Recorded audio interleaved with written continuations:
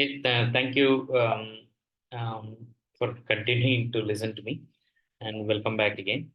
Let me go back what I was telling you about what I was telling you about what is the way forward. Because I talked about what different communities, major communities, so Hindus, Muslim, and Christian communities have to do to improve the secularism, the inclusiveness in the society. The way forward is having honesty, openness, mutual respect, empathy, and compassion for all sections of the society. They're critical for secularism, peace, and prosperity of the country. And I think one thing earlier I told what each community have to do, and that's from my perspective. And I think one thing that Indian Muslims have to appreciate that the minority of Indian society, particularly Hindus, for ensuring equal rights, opportunities, and religious freedom. While the same in Pakistan has been terrible, and in Bangladesh, unfortunately, is also not great in the recent decades. So I told you about how the Muslim population has increased from 10% to 15% of population. We had four presidents, and one four Muslim president, one Sikh president, etc. Right, and 99% of the Hindus appreciate this. One thing that I want to highlight to Muslims, that so the 99% I would say that of the Hindus appreciate Abdul Kalam, and probably is the most popular the president we ever had. Probably is more popular than Rajendra Prasad, Radhakrishnan, and others. So I mean, current generation would barely know about Dr. Rajendra Prasad and Dr. Radhakrishnan, but Abdul Kalam was appreciated by most of the Hindus. But unfortunately, I've not seen 1% of the Muslim mentioning his name. Why is it that Muslim community have to reflect? Well, 99% of the Hindus appreciating a Muslim president, well, the Muslim community barely makes any reference to. Is it because he was too liberal, Muslim? I don't know, but you have to think the Muslim community has to reflect on that. Similarly, Gandhi gave his life to maintain Hindu-Muslim unity and social harmony. How many Muslims even remember and respect him? And I've not seen the many people quoting his name openly. There will be some small percentage of Muslims may make here and there, but vast majority they don't. Either they are ignorant or they don't give that kind of importance to Gandhi. Unfortunately, and there's so many people have contributed to have secularism and tolerance and peace in the and prosperity of the country. Right? I think Muslim community have to learn, appreciate those, respect and appreciate those people. And I mean, not only from Hindu community, but the other community as well. We had, Maulana Abdul Kalam, and then before British period, we had many other Muslim contributors as well. So political parties need to stop demonizing or appeasing or overdoing victimhood of minorities, right? I think definitely the right-wing Hindutva, BJP, RSS groups are really demonizing Muslims, entire community, which is not really right. They may officially say whatever it is. They go and see the things that are there in social media, YouTube, Facebook, and also how much, and even during the campaigns, so all the way starting from Prime Minister, how they are demonizing Muslim community. It's very sad. And at the same time, the other side, appeasement has to come down. Appeasement of overdoing of victimhood of minority, that has to come be cut down as well. There are a lot of things that have to be improved on minorities as well. And I want to highlight one thing here is that the religion XYZ, whether it's Hinduism, Muslim, or Islam, or Christianity, is not the only we are the best religion for personal salvation or better society. In that way, all major community, even including Buddhism, so there are people who dream that if India was Buddhist country, it would have been great. Look at what happened in Sri Lanka, what happened in Burma, what happened in Cambodia, Vietnam. These are all Buddhist countries. Are they perfect? They are going through terrible, they have gone through terrible times, right? So please, take away your mindset that, oh, if we had belonged to your pure Hindu country or pure Islamic country or pure Christian country, India would have been great. So I would suggest to broaden your mindset. Every religion has good things and bad things. Let's take the good things and let's be honest in admitting some of the things which are not contemporary or not humane, or they're giving false pride. So I think those things we have to avoid. Yes. Um, so I just wanted to give a little bit of context, to Indian Muslims here, about the state of things in Pakistan. And again, as I told you, to learn what is going on in Pakistan, please listen to Professor Parvez Hudbai and Professor Ishtiaq Ahmad, as I mentioned in the earlier video. So when Pakistan got independent in 1941, 77% was Muslim Pakistan population, whereas the non-Muslim population is 23%. In that 21% was Hindu and Sikh. After partition, 19 this one, it went down. Currently, the 97%, almost 97% of the population is Muslim, right? So the obviously, one of the major factor for this, there was the exodus of uprooting of the minorities, Hindus and Sikhs, back then itself, and it has continuously Hindu and Christian populations have been going down, especially Hindu population, and they don't even treat Ahmadiyas as Muslim. That's something, and then there have been a lot of Shia and Sunni fights as well. A lot of bombings, there are terrorist incidents have happened because of the by this Shia Sunni conflict. And let's look at what happened in Bangladesh. So Bangladesh is still a better off country, and it's one of the best friends we have in our neighborhood. And unfortunately, in that, the hatred moment of deep hatred, so a lot of bad things happened. Before partition, there was 28% of the population was Hindu, and immediately after the partition, it came down to 22% in 1951. And during Bangladesh liberation, a lot of Hindus, kind of came to India, and a million refugees came to India, because they had to be. India lifted, they opened its borders, allowed a lot of people who were undergoing through, who were facing discrimination, rapes and killing, shootings and other things. It been the civil war that happened during the Bangladesh liberation, uh, during during 1971 December war, before that, and 1 million people came to India as refugees, and in that, 80% of them were Hindus. Okay, after that, in 1974, the Hindu population came down from 22% to 13%. A lot of Hindus didn't go back to Bangladesh. Okay, and currently it is about 8%. So before independence, it was 28%. Just after independence, 22%. And then after Bangladesh liberation war, it was 13.5%. Now it is only 8%.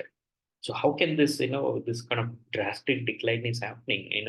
How this kind of drastic decline of minorities happening in this Bangladesh? Because probably the environment is not safe. They feel persecuted, most likely. But it could be, in some pockets.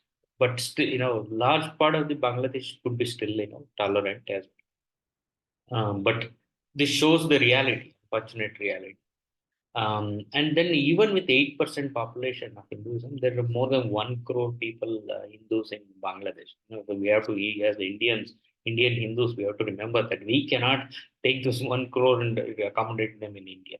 It's going to be a significant challenge for us to absorb them and provide, all the required support required for them to thrive. Right? It's going to be a significant challenge. I think that's it's not desirable. I hope the situation in Bangladesh improves, and then the Hindu minority, they thrive there. One thing just want to highlight that so the India and Pakistan, Bangladesh, we have terribly high population. Okay, so entire Gangetic belt from all the way from Delhi to Kolkata to Dhaka, it has population density of 1100 to 400 per kilometer, square kilometer. That's really very high population, and we have to understand this. And it's putting enormous pressure on our natural resources and environment. In India, we have about 60% of the land is used by human beings. So the controlling population is very critical, and Muslims have to play a major role. The population growth of all countries are coming down definitely, which is good thing. As you can see, this I've taken major Islamic countries here, including India, Indonesia, Pakistan, Bangladesh, and is Iran as well, and then Malaysia. So for comparison purpose, as you can see, this in 1960, it was the fertility rate, the number of women, the children that a woman would be bearing was anywhere from 4.5, 5.5 to 7.5. That's how high it was. Okay, so all of them have come down to below three, and Bangladesh has gone below two. In fact, that's below the replacement rate, which is good. And India is slightly at the replacement rate. And Indonesia had dropped significantly. It has come down and come up again. But Pakistan is still at a very high fertility rate. That's why their population is still going up. The poverty is very high. Yeah, I think that we can see the latest numbers 2021 fertility rates here. Iran is 1.7, Malaysia is 1.8, and Bangladesh is actually less than 2. Actually, this is old number. They're less than 2 in the latest fertility rate. Pakistan is 3.5. This is one of the reasons they are in such a big mess right now. There are many other things. Lack of secularism, one thing, the population is the other major reason. So there are talks. Okay, I mean, people are the prime minister accused that the Muslims are having too many children, and this is the political rhetorics, and that's there. But we have to also, and there are other sides that they're saying that, oh no, it will take 100 years, few hundred years, even to if at all Muslims to become majority and all that. That might be true, but still the fact remains that Muslims are still the most fertile community. That means they have high fertility rate in India. You can see that so all the Muslims have a fertility rate of 2.4, whereas all women on an average we have 2, and Hindus have 1.9, and Christians have 1.9, and Buddhists and Sikhs and Jain, they are even have much lower the growth rate. I mean the fertility rate, right? So I think one thing that both sides have to agree, that is, for Hindus they have to understand that the birth rate for all the communities that has come down. In fact, birth rate has come down drastically for Muslims, but still it's above the average, 2.4. That has to come down further. This is in the interest of Muslim community and the nation as a whole. And as you can see here, some of the, this is the geographic map of this fertility, high fertility. Why I'm kind of stressing on this population issue, this is one of the concern that Hindus have, right? One, that demographic change can happen, and Muslims can become, so they can take significant share of the population, and they can start, creating a lot of political and other pressures in the society, right? And the other thing is, so it's also genuine concern, and because we are thickly, India is a very thickly populated country, and India doesn't have resources to be further population growth. And one thing is that the high fertility is there in the poor sections of the country, Uttar Pradesh, Bihar, Jharkhand, and Rajasthan, and some parts of Assam, Tripura, etc. And so if the population is high, fertility rate is sorry, the poverty is high, the fertility rate is also high. With high fertility, the poverty will also increase, right? Because the poor will get poorer. From this point, I think it's government and all the non-governmental organizations and the community have to take ownership of this educating and kind of bringing down the fertility rate. As I said earlier, the Muslims have to take the example of these other Muslim countries, Bangladesh, Iran, Malaysia, and and other countries where how they have brought that down the fertility rates.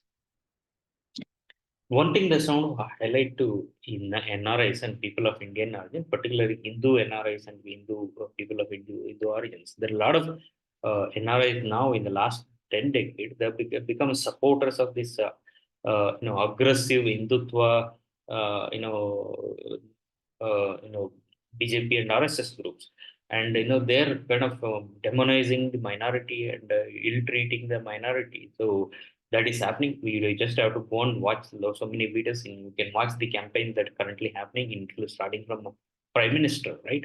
So if that continues, and so what will happen? Essentially, we're not mistreating the minorities, right? And I'm not saying that there are no issues with the minority. Definitely, there are issues with the minority, as I've been telling that, whether the population or their narrowness and their aggressiveness and all that I've spoken.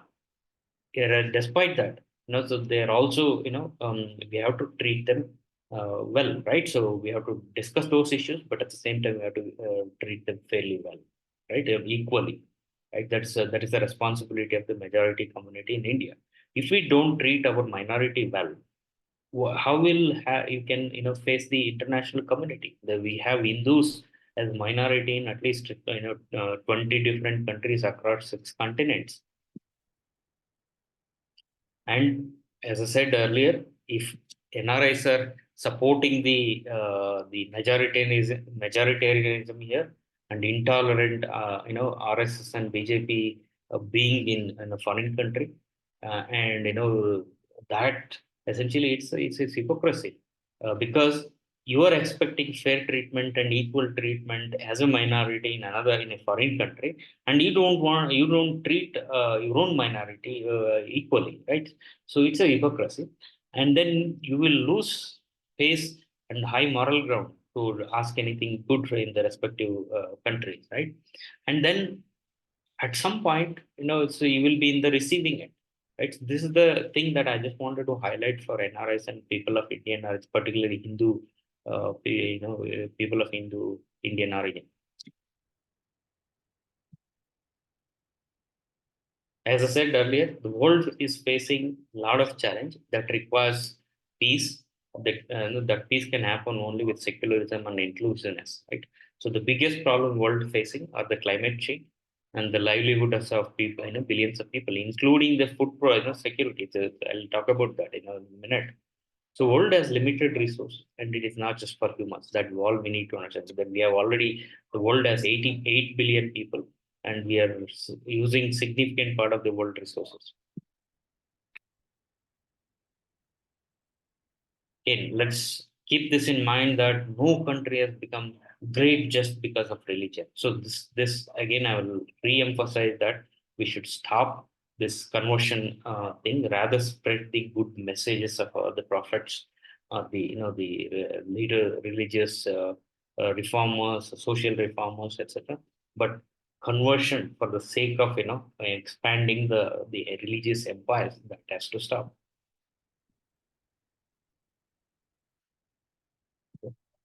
And best way, best example is the Buddhism, Buddhist ideas, Taoist ideas, Vedantic ideas. They're spreading in the Western world, and they're spreading in many parts of the world. So whether it's yoga or Upanishads and other things, right? And then the meditation from Buddhist and Taoist and so Hinduism, they're spreading, and there are no organized, there are organizations spreading these things, but they're not doing religious conversions. You can still Christian or Islam still take these ideas and use it, or benefit from them, right? So that is our best approach. And so if Islam and Christianity can take this approach of spreading the good messages, good methods and techniques, are the teachings of the prophets, rather than converting people, that would be great. As I said, so I'm saying that the world would be much better if we take, if Christianity can teach service for everybody. Islam can teach brotherhood, universal brotherhood. It's not Muslim brotherhood. It has to be universal brotherhood. And Hinduism, Buddhism, and Taoism can teach the aspects about self, mind, and health. Then I think they probably have the best teachings, the best knowledge in this area. Then other religions also have it, but I think so based on various things I have researched, Hinduism, Buddhism, and Taoism have the best knowledge in this area.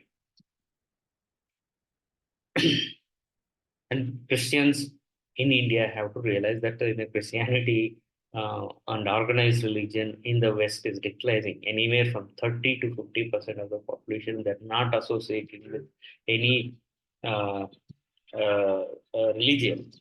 Uh, so this is the trend that's happening in the West, whereas in the East, in the East and Africa, Asia and Africa, there are organized conversion. I think that's unneeded in the current environment.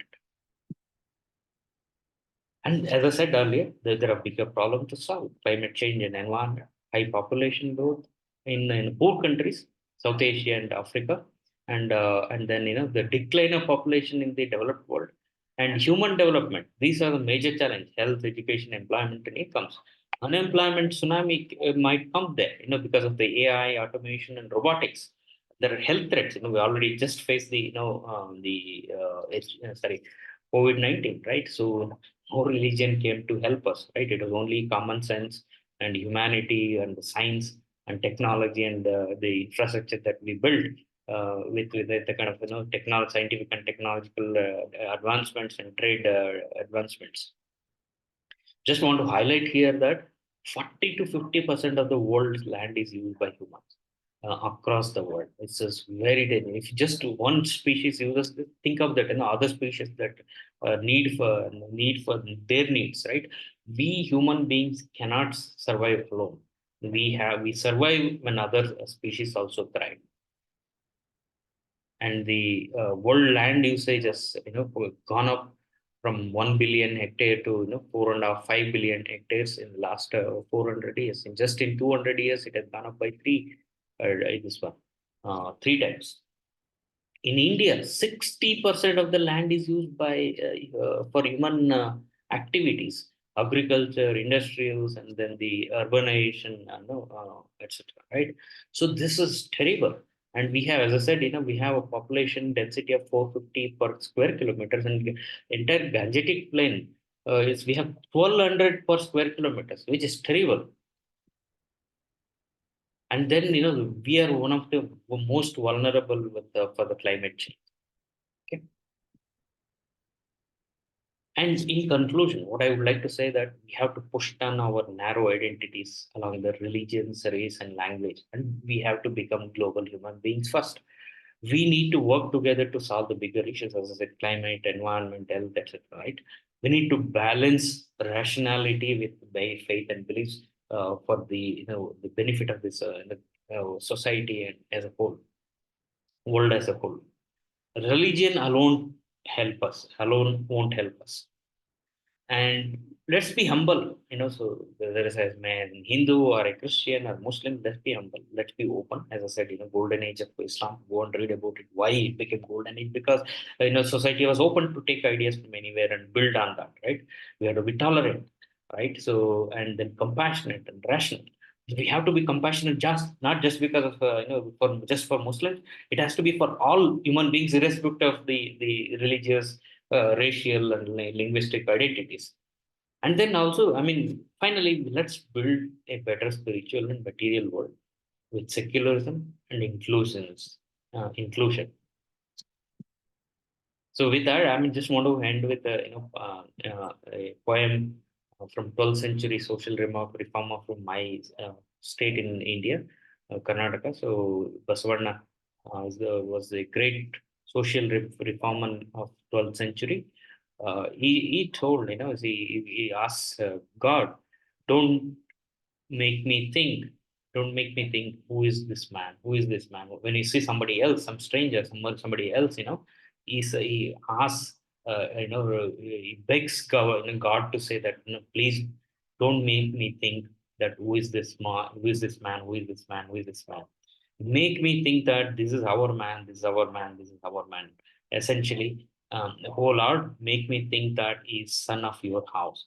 Essentially, we have to think everybody as our person. I mean, so we all children of the same, we're all children of the same God, and we share the same heart. So let's, with that, thank you for listening my long talk.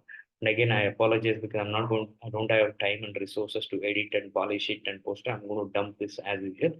Please, I hope it's going to and open up people's minds, and also hopefully it helps to build better, inclusive, and secular society. Thank you. Namaste.